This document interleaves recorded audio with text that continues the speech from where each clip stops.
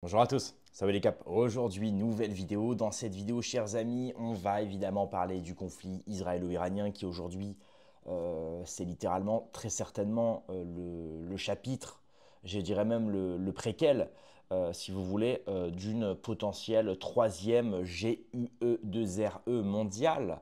Ah bah oui, je déconne pas les mecs, je déconne pas. Tous les signes sont là.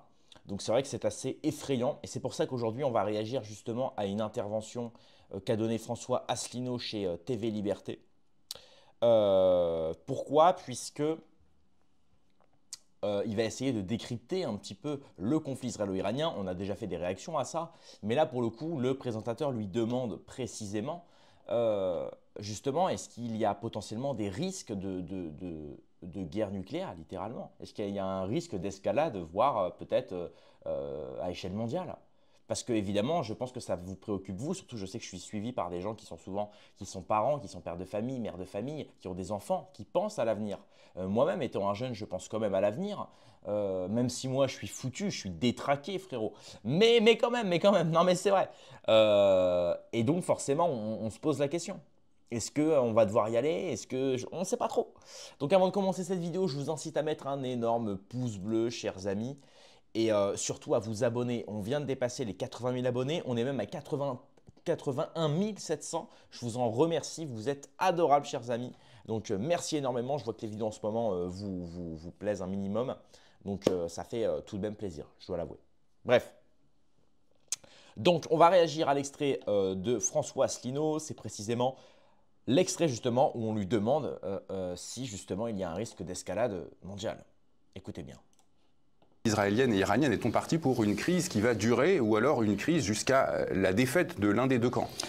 Moi, j'aurais tendance à, enfin ce que j'espère, j'aurais tendance à penser que après des escarmouches, enfin c'est plus qu'on en est plus qu'aux escarmouches, maintenant on en est dans un conflit quasiment, enfin ouvert, mais qu'au bout de quelques jours, les grandes puissances, et notamment les États-Unis d'Amérique, signent la fin de partie. En disant ça suffit comme ça. Le problème qu'il y a, c'est qu'il y a ce problème, effectivement, est-ce que oui ou non l'Iran veut se constituer une force nucléaire, et qui est une espèce de fil rouge de la politique internationale. Une force nucléaire militaire. C'est une espèce de fil rouge de la politique israélienne, et tout particulièrement de Netanyahou. Il y a actuellement, on circule sur Internet, je ne sais pas si vous l'avez vu, il faut rappeler quelque chose, c'est que Netanyahou, ça fait quand même depuis 36 ans qu'il est dans les allées du pouvoir. C'est la troisième fois qu'il est Premier ministre. La première fois qu'il a été Premier ministre, en 1989, je crois, c'est ça? Oui, ça fait depuis les années 90 qu'il dit que les Iraniens vont avoir la bombe atomique l'année prochaine. Voilà. Donc ça fait quand même plus de 30 ans, plus d'un tiers de siècle, qu'il explique que les Iraniens vont avoir la bombe atomique. Par ailleurs, alors je sais que quand on dit ça, il y a des gens qui vont dire, vous savez, moi j'ai parti que je reçois des valises de Poutine, je reçois des valises de Xi Jinping, après ça j'ai reçu des valises de Trump, maintenant je reçois des valises de Khamenei, sans doute. Je vais ouvrir un magasin de maroquinerie. En fait, je reçois des valises de personnes, j'essaie de raisonner de façon objective, lucide, et en fonction des intérêts de la France. Voilà. Les intérêts de la France, c'est d'essayer de calmer le jeu, parce que je rappelle qu'en France, on a 500, 600 000 juifs et peut-être 7, 8, 10 millions de musulmans. Bon. Et il y a en France des forces politiques à l'extrême droite qui jette de l'huile sur le feu contre les musulmans, à l'extrême gauche qui jette de l'huile sur le feu contre les juifs. Sachant que sur les 68 millions de Français, il y en a quand même à peu près 60 millions qui ne sont ni juifs ni musulmans. Donc moi j'essaie de me faire le porte-parole de ce que devrait être un chef d'État en France, c'est-à-dire quel est l'intérêt de la France sur ces questions. Je considère que c'est quand même très... Et surtout que, excusez-moi, je fais une toute petite digression, mais l'intérêt de la France, c'est avant tout de répondre à la demande de la majorité. Et en l'occurrence, la majorité n'est pas juive, la majorité n'est pas musulmane, la majorité n'est pas iranienne, la majorité n'est pas israélienne, la majorité n'est pas va-t-en-guerre, la majorité, elle travaille, elle est française, donc d'origine européenne, nord-africaine. Et en fait, c'est ça je pense que si on veut être complètement pacifique, c'est-à-dire une position complètement gaulliste, hein, comme le dit Asselineau, il faut se retirer de tout ça. Il ne faut promouvoir que la paix et la vérité. Et excusez-moi, la vérité, pour le moment, elle penche quand même plus du côté de l'Iran. L'Iran a le droit de se doter de l'arme nucléaire puisque Israël l'a. Pourquoi Israël pourrait l'avoir et l'Iran pourrait ne pas l'avoir? C'est vrai, c'est une bonne question, ça. Inquiétant parce que, je rappelais tout à l'heure 1967. 1967, tout le monde a à l'esprit la guerre des 6 jours. Et je crois que ça a imprégné l'esprit des Occidentaux sur le thème bah, lorsqu'Israël se bat, les Arabes sont complètement KO tout de suite, donc ce sont des nuls, etc. On peut y aller. Donc voilà, forcément, Israël doit gagner. Alors que les Iraniens ne sont pas des Arabes. Alors déjà, les Iraniens ne sont pas des Arabes, mais ce qu'il faut regarder, c'est qu'avec le temps, cette victoire de 1967, on peut parler aussi au moment de l'indépendance de la première guerre israélo-arabe, mais cette suprématie écrasante d'Israël a eu tendance à diminuer.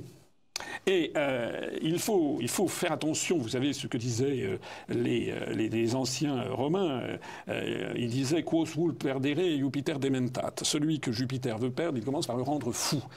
Et les anciens Grecs et les anciens Romains avaient cette expression, ils considéraient qu'il y avait, vous savez, des espèces de divinités qui étaient hubris et némésis. Hubris, c'était la folie des grandeurs, c'était le triomphe et la gloire. Et dans la mythologie grecque, lorsqu'on tout vous réussit, lorsque vous avez une victoire extraordinaire, ça, c'est hubris. Si vous ne faites pas très attention, il y a némésis. Némésis, c'est la vengeance qui vient et qui vient ruiner tout ce que vous avez gagné. Ça, c'est important parce que, si vous voulez, c'est une clé de lecture assez intéressante sur tous les empires qui ont été créés, qui ont fini par s'effondrer. Napoléon, c'est hubris. Napoléon, à Friedland, c'est l'hubris. Et puis, Waterloo, c'est némésis. Pareil pour Hitler.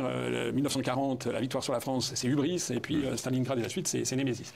Et il y a quelque chose qui est quand même inquiétant, c'est que j'ai quand même le sentiment qu'on ne voit pas très bien comment ont évolué les forces dans la région et les forces régionales. L'Iran, c'est 85 millions d'habitants. C'est 3 fois la superficie de la France. Le Pakistan, qui même s'il a dit qu'il n'enverrait peut-être pas de bombe atomique, c'est quand même un pays qui a la bombe atomique et qui a dit qu'il soutenait l'Iran. Le Pakistan, c'est à peu près 250 millions d'habitants. Ça veut dire que Iran plus Pakistan, 340 millions d'habitants, c'est la population des États-Unis d'Amérique. Il faut se rendre compte de quoi on parle. Alors que l'État d'Israël, c'est 10 millions d'habitants, dont 7 millions de Juifs, et sur une superficie qui est celle de la région des Hauts-de-France. Si vous ajoutez à ça les 85 millions de Turcs, vous savez qu'Erdogan apporte son soutien à l'Iran.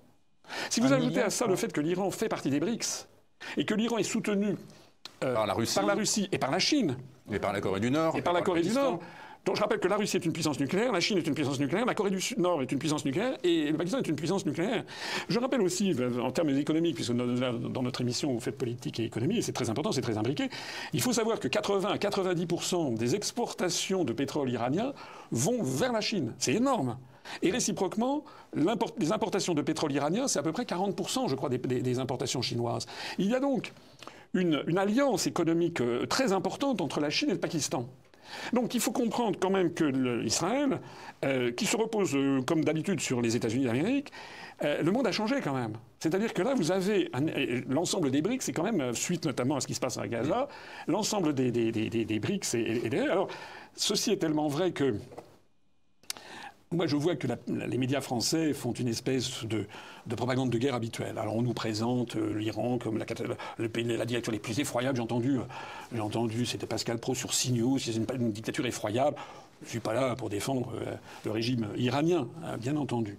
Mais il y a des dictatures bien pires que la dictature iranienne. C'est pas bien loin, il suffit d'aller regarder ce qui se passe en Arabie Saoudite. Mais alors là, on n'en parle pas parce que c'est tenu à bout de bras par les États-Unis d'Amérique. Vous avez des dictatures comme en Afghanistan, vous avez des dictatures dans certains pays d'Afrique, vous avez des dictatures. C'est quand même pas la même chose que ce qui se passe en Iran. Et puis. Donc ce rapport de force, il faut quand même en prendre conscience. Donald Trump est peut-être en train de décider, je le dis à nos téléspectateurs, on enregistre cette émission le 18 juin.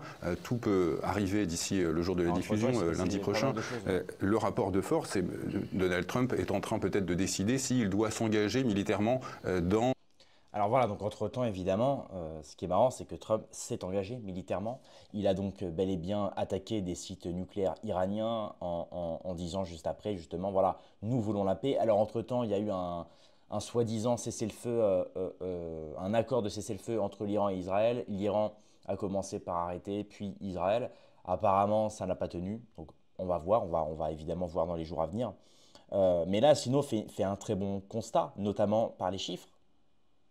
Parce que je vois déjà les gens dire « Oui, mais Kentra, il n'a pas vraiment dit. » Oui, mais si. Pakistan, 250 millions. Iran, 90 millions. Tu prends ensuite la Chine qui les soutient, la Corée du Nord qui les soutient, qui sont évidemment des puissances nucléaires. Les Turcs, bon...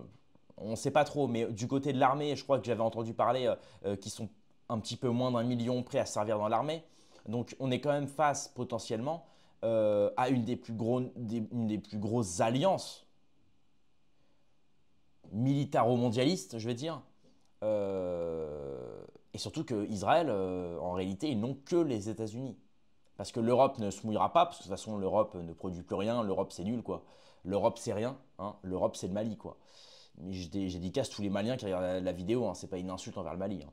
Donc déjà, il y a ça. Donc tout ça fait que je pense honnêtement que dans le futur, l'avenir, on ne sait pas, il n'y a pas de probabilité sûre et certaine, mais je pense qu'on est à 80% sûr et certain que si en tout cas il n'y a pas de négociations pure et dure et fortes qui se mettent en place, on se dirige vers une troisième guerre mondiale. Une troisième guerre mondiale qui se fera évidemment plus comme à 14-18 avec les baïonnettes, c'est évident, hein, c'est un petit peu comme en Ukraine-Russie, quoi, ça va être des attaques préméditées, ça va être c'est très stratégique, c'est aussi, ça se fait beaucoup à distance aussi.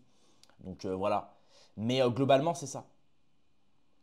Globalement, on se dirige lentement mais sûrement vers une troisième guerre mondiale. Donc il n'y a rien de bon. Donc chers amis, moi je vous incite évidemment à prendre tout ça avec recul et froideur. Il ne faut pas non plus y mettre de l'énergie ou faut pas y mettre le cœur.